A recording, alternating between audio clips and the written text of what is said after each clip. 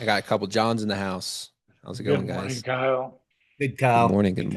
Going to be doing these Tuesday. I'm still working out some of the details on it. I just know they're going to be Tuesday mornings. That's what I do know. And let me give it a couple minutes, and then I'll kind of share what I'm wanting to begin with and how I think I can best help everybody. So let me just give a couple more minutes for people. How was your weekend? It was good. It was good Father's Day. I just enjoyed the family. Did a little fishing. Yeah, Yeah, that was good. Good. So, how was yours? good, good. Do you fly fish at all? I do, yeah. Not like consistently crazy, but I do. So my brother is really good at it and like ties his own flies and like he's Oh, all into nice. it. Nice. I would like to get more. It's one of those things where I want to get more into it. Yeah, Where I do it yeah. every year, like a handful of times, and I'll go and I have the waders and I have the fly rod and I have the stuff. Oh, nice. Yeah, but just as far as like consistently, that's the thing. So, but yeah, I know you have that group or whatever that you guys do Yeah, fly fishing with, right? Yeah, yeah, yeah. cool, Project Healing Wars. We take disabled vets fly fishing. Very cool. I love gratifying. that. I love that. Cool. Yeah, so this is going to be a call I do every Tuesday. Just on basically, there's a few things mainly I'm going to be doing is going to be how to convert internet leads over the phone, kind of going over some of my live calls and then some of the questions that you guys have specifically with like cash offer and how to convert those people. I feel like it's kind of my superpower. It's what I'm good at, and so I want to be able to kind of give that to you guys. I wanted to get more things in place before I started doing it. I'm just like, you know what? I'm just gonna throw it in the calendar, and when people show up, they show up, and we'll just help them be better. So, I did want to read something real quick. This is from I don't know if you guys have ever heard of Coach Wooden, John Wooden, but he's a basketball coach, Mhm. famous basketball coach, and he's got a lot of good books and writings and stuff like that. But one of the things that I read in here recently was talking about 86,400 seconds. That's how many seconds we have in a day. And what do we do with those seconds? And it's kind of like you don't get them back. Like once the seconds are gone, they're gone. Like you're yeah, like every breath of life is a gift, and it's not like you can store them up. It's not like, oh, I didn't put in all of my effort or energy into this day, but I saved it up for tomorrow or that type of thing. It's like, no, once it's gone, and you don't really get that time back, and that's why time is really the most valuable asset that we have. And it says make each day a masterpiece, which sounds kind of cheesy, but it really is true. And one of the other things he had in here that I that was kind of convicting or good for me, it says if you don't have time to do it right the first time, when will you find the time to do it to do it over? So it's like if you don't have time to do it right the first time, like when will you ever have time to do it? And so it's like not just doing things to do them, but do them with excellence.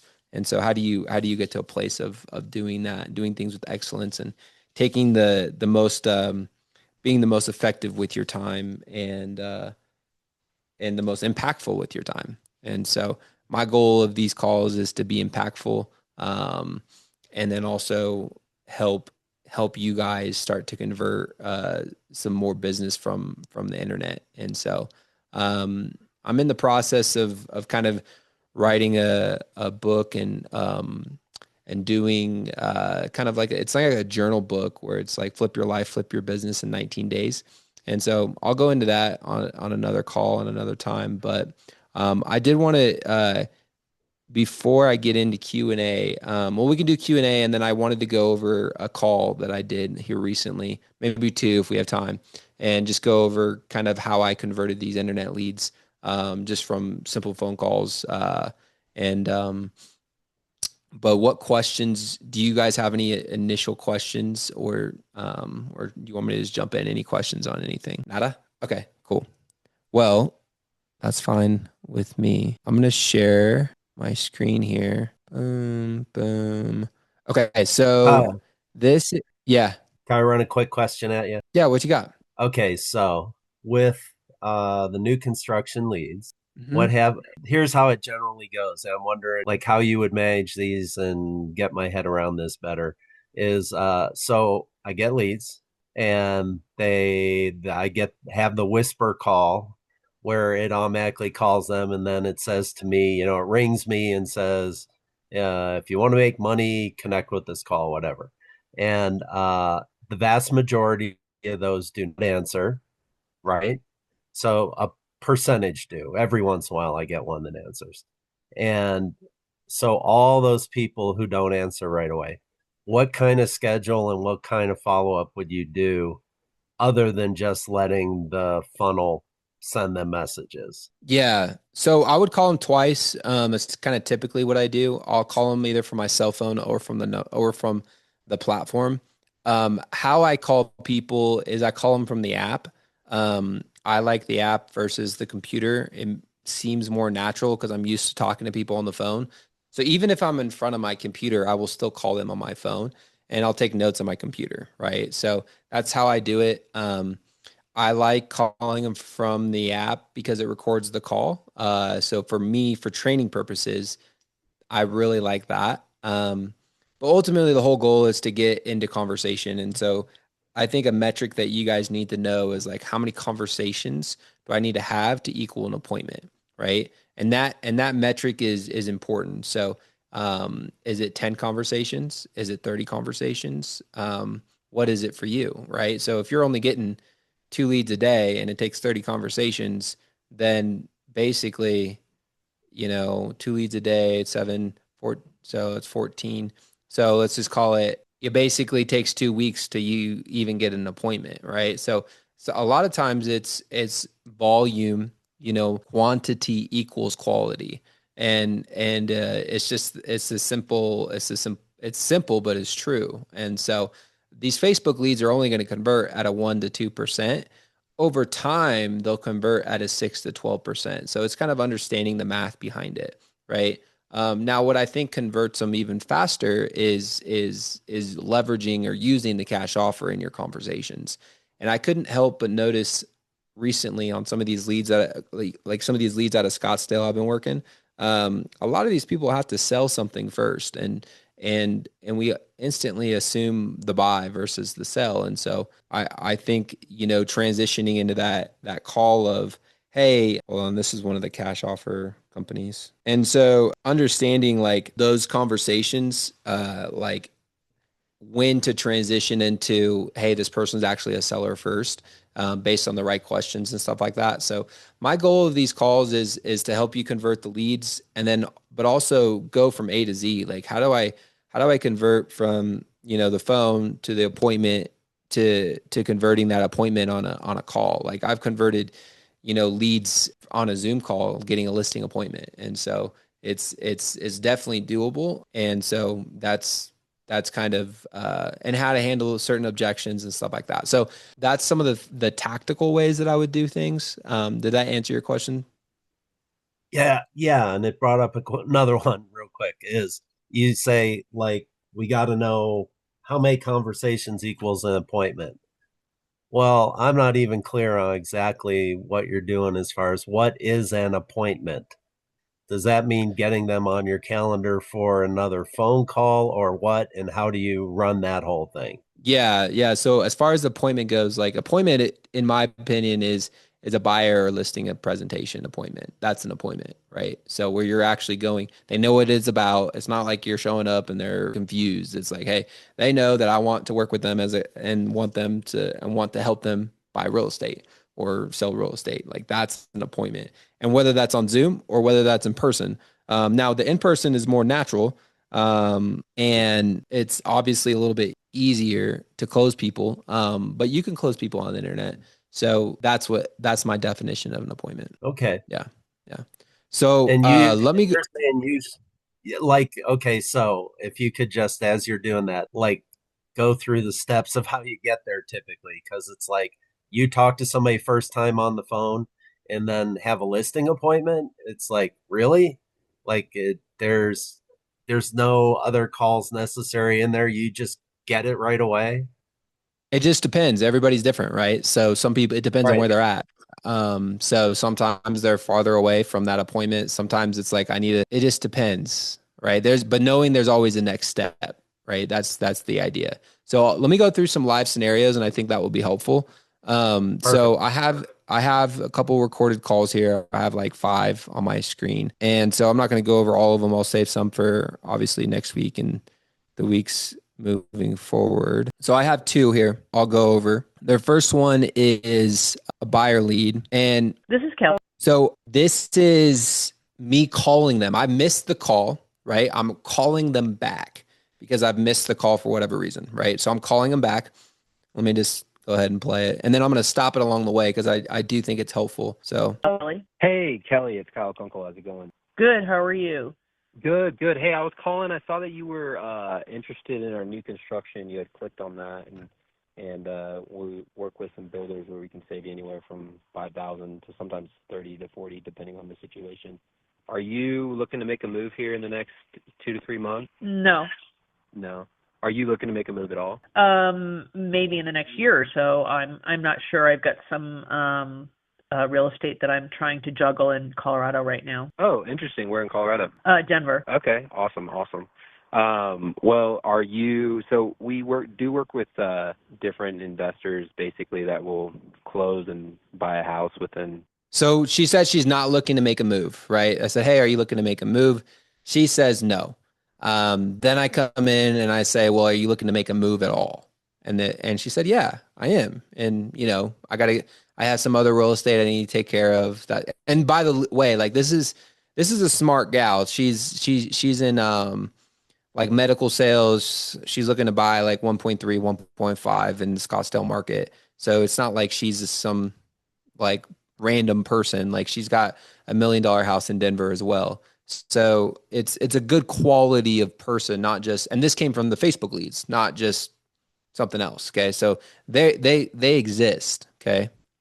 3 weeks for close to market value. Are you looking to sell the real estate up there, or what's the situation? I think right now I'm going to start off with renting because that will cover the cost of my mortgage and some other potential real estate that I would purchase for a primary residence. So, Okay, yeah. but you guys don't offer usually fair market value, and the market's really soft right now. So that's why I think I'm going to have it rented. Well, just depending on the situation. So we're definitely a little bit different than most, iBuyers or cash buyers or whatever. So we come in pretty close to market value. Usually, sometimes it's what we call a dual close, where we'll buy. How much do you feel like it's worth right now? Um, I want you guys to write down the questions that I ask because I do think it's important. So like figuring out their idea of what they think the house is worth versus me just typing it in on Zillow. And it's question based selling. Everything I do is question based. So it's like, hey, how much do you feel like your home is worth? Are you considering making a move? Are you moving at all? Like those questions. right now I know it's worth $985. 985. But Cool. in about a year or two, depending on the market, Trump's an asshole, so it'll probably drop to 900. So Yeah, shoot. Yeah, I think a lot of people are thinking. Okay. Also good thing here. So I don't know if she's a Democrat or a Republican or whatever, right? She says Trump's an asshole. I like Trump. So I'm like, I could totally end the conversation right there, but I don't. I continue going. I don't necessarily agree with her. But listen to what I say. It's going to be worth less here over the next year or two.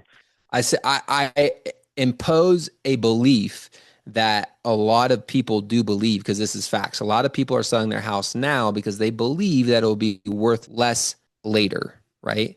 And that's what she's saying. I'm agreeing with that statement. yeah, well, the Fed chairman made a smart move, and he's going to stay on the board. So, I mean, he's going to be blocked forever. So, and then he'll probably try to sue him, and yeah, that'll get all ugly. Yeah, yeah. So with that, So I agree with her and move on. I don't get into like, hey, yeah. Let me participate in your bashing, right? It's like, I say, yeah, and then move on. that kind of said is we usually will come in. So let's say it's worth 985. We'll come in at the whole 985, but you'll get anywhere from 75 to 85% of that 985 up front, and then we'll go in, remodel it, and then Oh, there's no need to do any of that. There's no need. Okay. It's all completely updated. Then Yeah. it's just a matter of waiting on the So you guys market. lowball to just kind of make the profit and cover your costs. No. So we'll come in at 80%, like I said, and buy it at that base. We'll buy it at 985. So we'll close at 985, but you'll only get 80% of that equity, and then we'll resell it. And then when it resells, you get the rest of the equity. So you still stay in control. It just gives you money now, so you can go do whatever you want to do with it.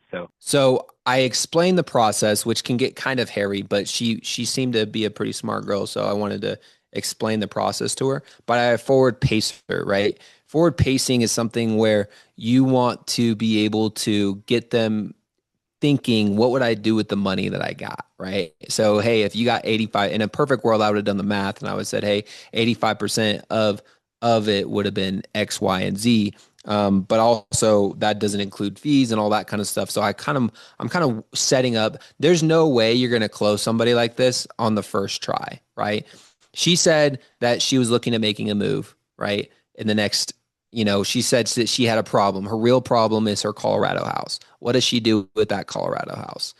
She's trying to rent it because she doesn't think she can sell it for what she wants to. And ultimately, I'm agreeing with her and telling her that she's going to sell it for less, later than she would right now, because of just a lot of people believe that the market is softening and going to continue to soften, right?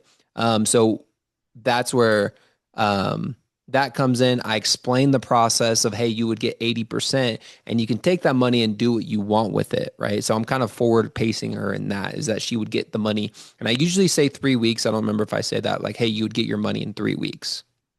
There's this, sometimes it makes sense for certain people depending on their situation. Right. What's the address? I can at least look at what they would do. It's 6554 South Sedalia, Sedalia Street, and 80016. So that's 177K I would be leaving on the table. And it would it be minus your renovation costs? Yeah, so that would go back to you. We wouldn't need any renovation if it's already done. So 655 South. Can you spell that one more time? So I don't go for the address right away because she wouldn't have gave it to me. I had to build some rapport, right? Had to wait a little bit. I'm 3 minutes and 40 seconds into the conversation before I ask for the address, right? So I'm kind of building a rapport a little bit. I wish I had a secondary call recorded with her. I didn't, because I called her from my cell phone number. But let me just keep going. Sedalia, Sedal. What? And then let me make sure I have your. So I'm looking for property now, so I know. Is it Kelly Trudell at gmail.com? Trudell. Yeah. Trudell, sorry, excuse me. Trudell. All right, awesome. And then you got a 720 number. That makes sense. Yeah. Okay. And then where are you looking to buy at in the valley? So I'm moving. So I got her information, just verified her information. She already put it into the Facebook lead. I was just verifying it. Verified her address so I could add it to my notes and push it through the underwriting for the cash offer. But now I'm going back to what she really wants. So she wants to buy a house in Phoenix. That's ultimately what she wants. But her problem is that she has this house in Colorado that she needs to figure out what to do with. Up by Troon. Okay, nice. What are you looking for specifically? I ask her where she wants to be. I ask her what she's looking for specifically. Okay. A house with a pool facing the west. House. I found one for 3.2, but I can't afford it. House with a pool facing the west. Around what price? No neighbors. Do you think? No neighbors. No neighbors. Yeah, like I don't know. I don't know. I mean, I've qualified for 1.2, so I mean, if I sell that house, the question is, do I keep it and wait for the equity to grow and then take that and put it towards my retirement and not have to work anymore, and then have that, my investments pay for the mortgage, right? Because then it's one half dozen sticks to the other, right? Yeah. So, yeah. Yeah, that's true. I could introduce you to our Okay, so I figure out what she wants, where she wants to be, all of those things, figure out price point. She brought up price. I didn't, right? So I waited on the price because so she's like, oh, 3 million, could never afford that. Well, what could you afford? what is the price that you want, right? So she said 1.2. Expert advisor, lender partner. And then she mentioned the lending problem. She thinks she qualifies for 1.2, but she's not sure with her other asset, what that would look like. And so at that point, she has another problem. And so my goal is just to help solve the problems. I introduce her to the lender Partner who could run the scenario for you, and kind of look at. Are you with scenarios. Morgan Stanley? Me? No. I'm a broker, a real estate agent. Okay. Yeah. How did you get my number? You had registered on our Facebook ad for new construction, and so we run a buyer webinar where we help people, in different scenarios, qualify for more or get, we have our cash offer program. I mean, there's so many different scenarios, but yeah, I mean, I can send you a replay of the webinar if you like, and you can watch that. Okay, so she wasn't even clear where she got my number, where I got her number from, right? But she's like, how did you even get my info, right? And I told her, I was pretty clear about it. Like, hey, you registered for one of our Facebook ads. You saw our ad, okay? And then I came in and offered more value. So I have a pre-recorded webinar on buying properties. And so I offered her a replay of that because indoctrination, as consumption goes up, trust goes up. So I want her to go and watch the 45-minute-hour webinar that I did where she can go and consume a bunch of information about how we can help her buy a house without me having to say a single darn thing to her, right? So it's all part of what I'm adding value. I'm giving her, it's the same thing as adding the YouTube playlist. Hey, I actually have a YouTube video that goes over like how you can buy or how you can save or whatever buying in the True Neighborhood. If I had a True Neighborhood playlist, I would send it to her, but I don't. I don't even live in Phoenix. I'm not even licensed in that state. I'm going over, I'm literally doing this to help train agents. Okay. So I have a webinar that I can help convert the lead to. Okay. And then I can introduce you to RK, who can kind of run the scenario for you to see what you would qualify for and what would be the best situation.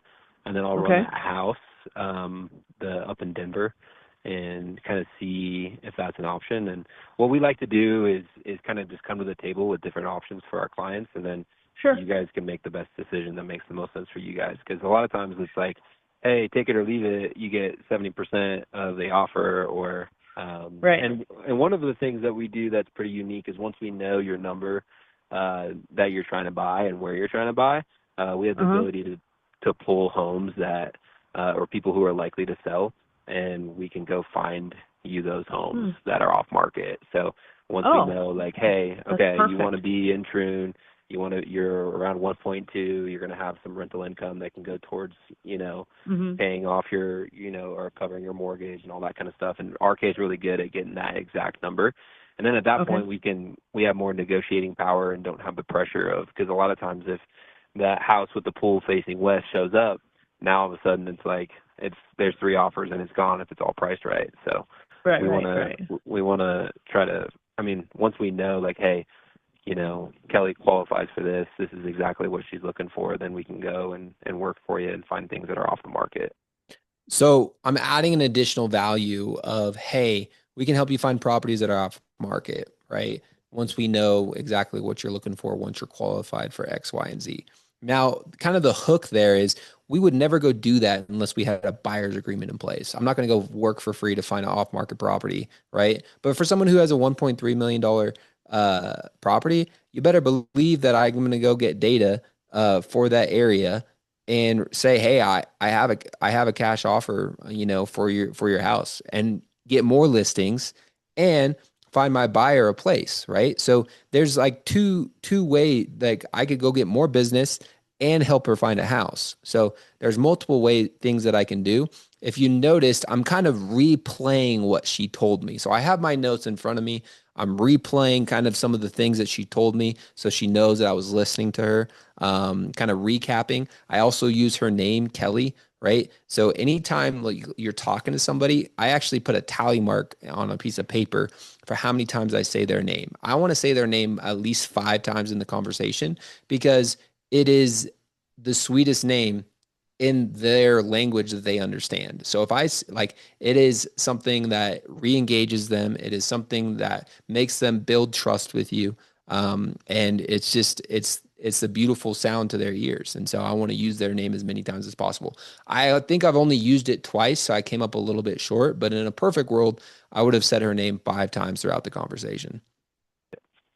Okay. Yeah. Sounds So like a okay, plan, Stan. cool, awesome. All right, let me make some emails and some introductions, and then I'll run that cash offer through. Is there any recent photos up somewhere on Zillow or anywhere?